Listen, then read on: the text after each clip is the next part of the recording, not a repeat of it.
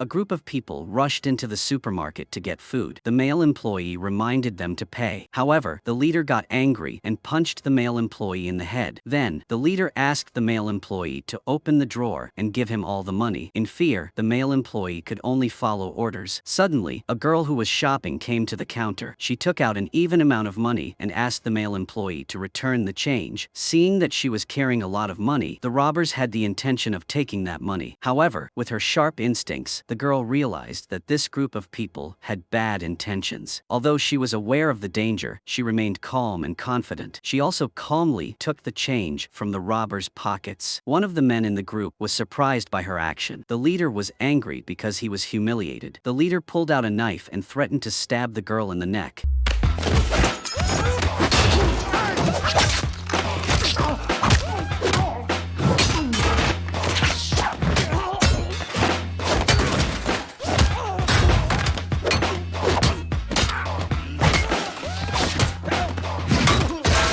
After the situation had stabilized, the girl went to the checkout counter to complete her shopping. This mysterious girl's name is Oju, a former bodyguard who used to protect important national figures. After a gentle start to the evening, her life continued with unexpected secrets. Oju returned home, and soon after that, she received a call from a close friend she had not contacted for a long time. That friend was Min-hee. Min-hee invited Oju to her house to enjoy a drink together. Both of them had few friends, so they considered each other as their closest confidence. Oju quickly went to buy drinks to go to Min-hee's house, because drinking with Min-hee was the only joy in Oju's stressful life. However, when Oju arrived, she was surprised to find no trace of her friend. When Oju called, she heard the ringing sound coming from the bathroom. Oju walked over and was shocked to discover that Min-hee had done something foolish. The heartbreaking pain made Oju unable to contain this sudden loss. Among the relics that Min-hee left behind, Oju found Min-hee's favorite ballet shoes,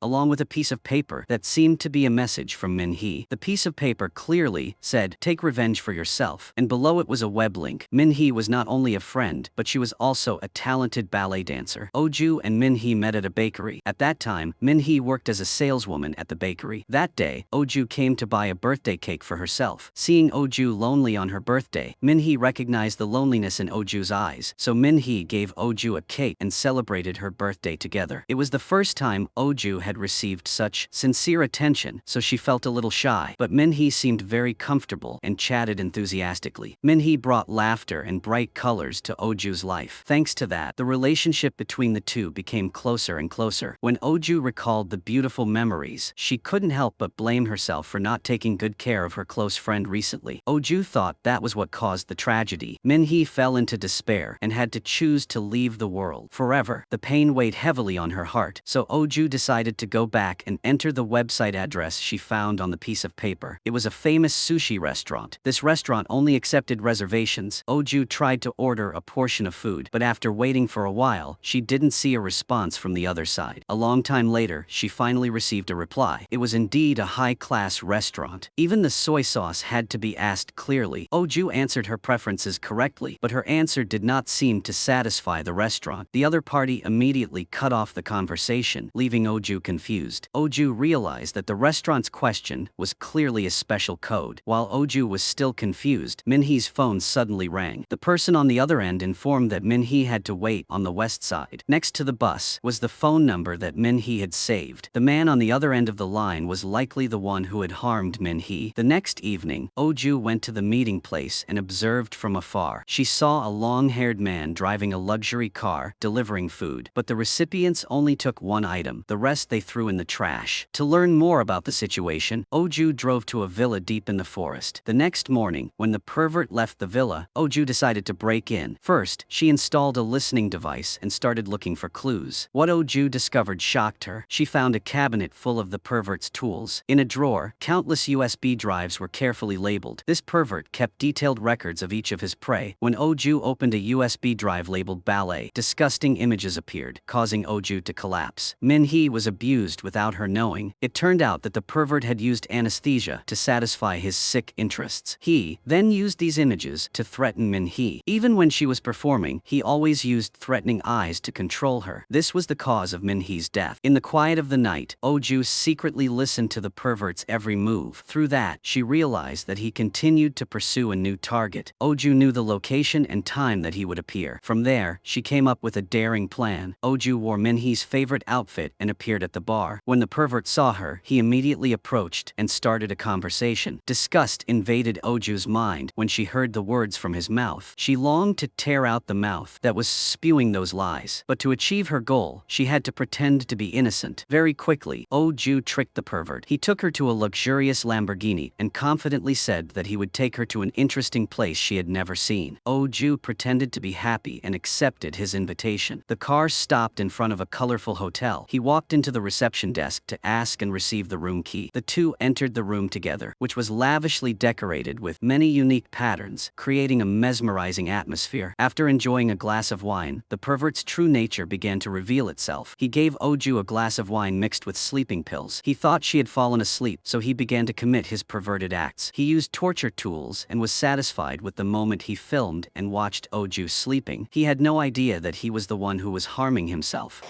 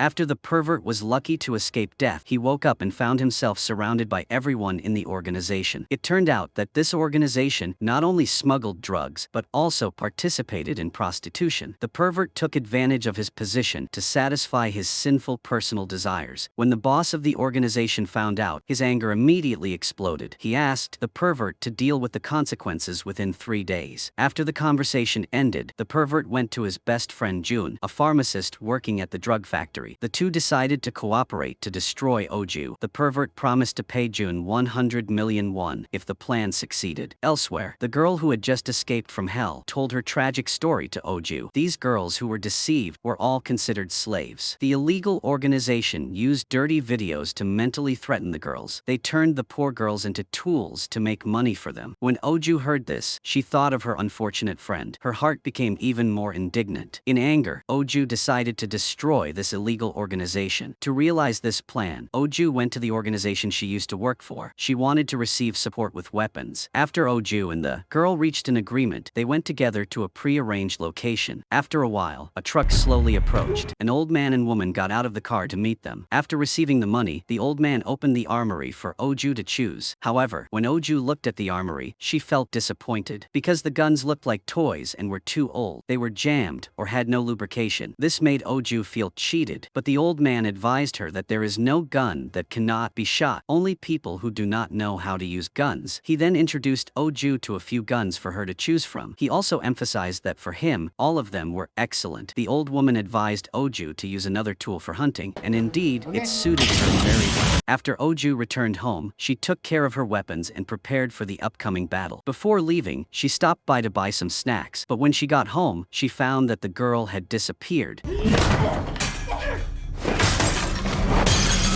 Meanwhile, the boss of the organization had just finished riding. He immediately asked about Oju's whereabouts. Because of fear, the pervert did not dare to tell the truth. He had to lie that Oju's body was buried deep in the forest. But the boss still had no intention of letting the pervert go. The boss criticized him for his carelessness. The boss immediately took back all the business he was in charge of. Then the boss handed over the management of the business to the man in sunglasses and left. That night, the pervert took out his anger on the girl. He forced her to reveal Oju's whereabouts, but she refused to answer. The pervert used a whip to torture her. Meanwhile, Oju was also very worried about the girl. Oju quickly searched for information about the pervert. Then Oju returned to the hotel she stayed at last time. Oju forced the receptionist to provide the necessary information. Then Oju also killed this evil receptionist. After Oju received the information, she put on the shoes that Min-hee gave her and went to the racetrack. Oju began to prepare for a brutal attack. The three men looked at Oju in amazement as she entered the elevator, but when she stepped out, the three men were left with only lifeless corpses. At the racetrack, Oju discovered that this was actually a large pharmaceutical factory. Unexpectedly, no one noticed her appearance. At this moment, the boss walked out. He completely ignored Oju. He also ignored the grudge she was carrying in her heart. Then he called her over to talk. He thought that the grudge between her and the pervert was just a personal matter. This matter had nothing to do with him and his gang. He even provoked her, but Oju did not pay attention to his words. 감정이 있는 거.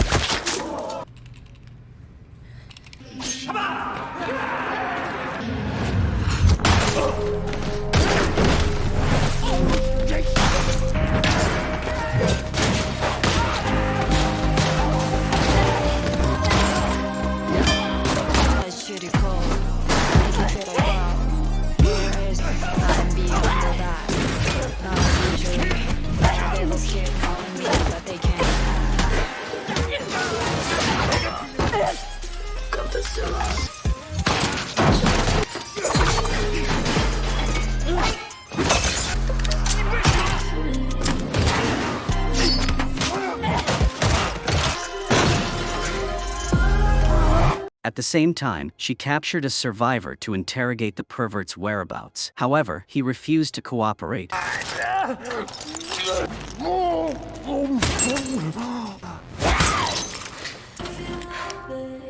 At this point, Oju was almost exhausted from the battle. When she went outside, she met one of the pervert's accomplices. They were carrying a girl who had been tortured to the point of unconsciousness. This made Oju's rage flare up. Both sides prepared for a new battle.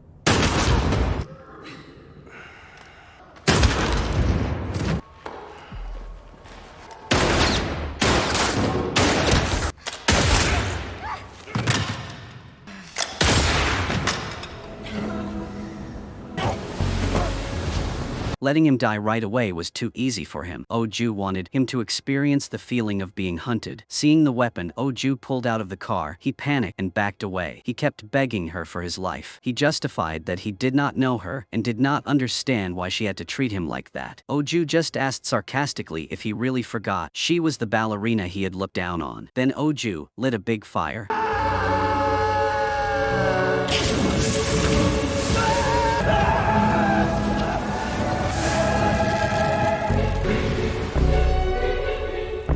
The movie ended here. Thank you for listening to this story. Goodbye, and see you again in the next movie.